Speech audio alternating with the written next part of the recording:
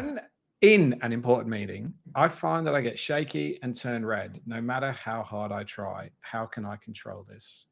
I'm going to use myself as a guinea pig for this, because that described me and my absolute terror about public speaking up to about 10 years ago.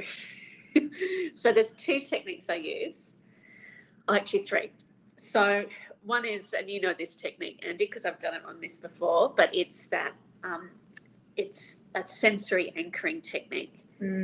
So you want to get out of your head and into your body, because your head's just going to drive you, it's going to, escalate your anxiety. So if we all sit here now, we'll do a little sensory anchor circuit. So wherever you're sitting, I want you to look at the colour green, whatever's green in your surroundings. There's a lot on my end. If you've got a bookcase, that's really good. You don't need to count them, just notice it. All the different shades. Then I'm going to get you to close your eyes. And this time we're going to listen in. There's always several layers of sound going on that we're not quite aware of. But if you close your eyes and sort of lean into the different levels of sound as they're happening.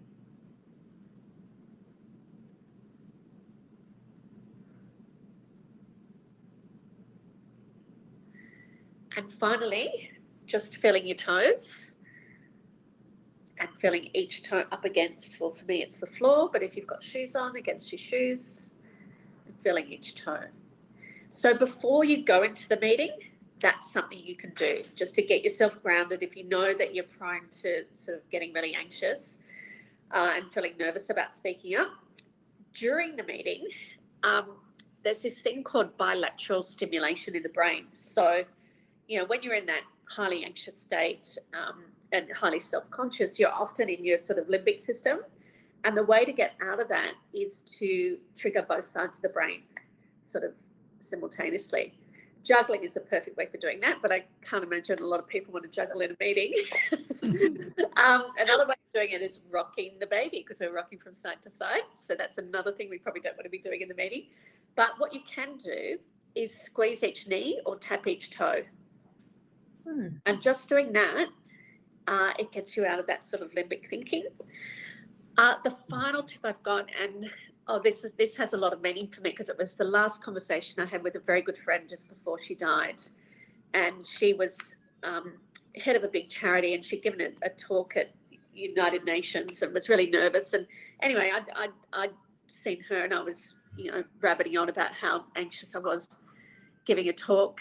And she looked at me and just said, Martine, it's not about you. It's about the message. And for me, that is something before every single talk I give, I now think of that and I go, you know what, it's not about me.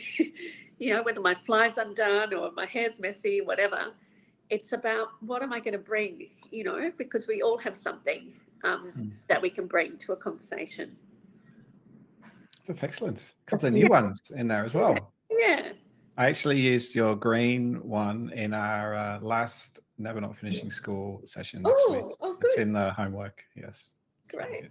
Spread it, pay it forward. And I think we've all had this, right? Like Liv and I were talking about this before we came on. And it is something that you kind of grow out of. But I think it comes with confidence, right? Like I just over prepare for everything. So I assume that I would be in a meeting, even if it's not my meeting, I assume that I need to know what I would say if someone asked this question. Even though it's somebody else's job to answer that question, I've got to have an answer in case, who knows, they don't turn up. Or, they've suddenly got to run out of the meeting to go to the toilet or take a call or whatever it might be. I need to have that. And so for me, a lot of it comes down to being prepared. And it's like going outside without an umbrella, right? Like it's going to rain. So if you go outside anyway, it's a different way of just thinking about being prepared. That's interesting you say that, because I'm a bit the same. Like I really like to be prepared. Yeah. But at some point I used to over prepare, and like I'd be so scripted that if I got a word wrong, then it would just throw me into a panic. Right. So now I prepare, but then I let it go. Yeah. Yes. And I trust that, the words are just going to come. Yeah. Yeah. How about you, Liv? I relate to that experience where if I was talking on a panel or whatever it may be, I would be on, I have a very specific memory, actually. I was going to my old, university, and I was sitting on this panel, and I remember being on the train reciting the answers to the questions that were going to be asked of me, and I'm going, then she's going to say this, and then I'm going to say ba ba ba ba ba ba ba ba ba ba. And I got into the room, and they weren't the questions that I was asked, and I had to completely pivot, because like I'd rehearsed answering the questions, not knowing the answers. If that makes sense. Like I'd rehearsed the words, not my sentiment that I wanted to get across. And as soon as I sort of like let that go, I was like, oh, well, I know what I'm going to say. Like people are asking me about my life, my experience, design. Yeah. These are things that I know. You are the answer. Yeah. Exactly. I don't. It's not a question that I don't know the answer to, and that was like a really big wake up call for me. And ever since then, I've done a very similar thing where I've a meeting, a conversation like this. A panel discussion, whatever it may be, understand the topic, understand my my view on it, what are the key points that I want to get across if I'm called upon, but then I need to let it breathe. And I trust that my brain will regurgitate it up.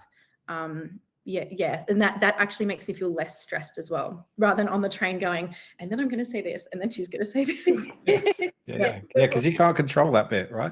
Yeah, exactly.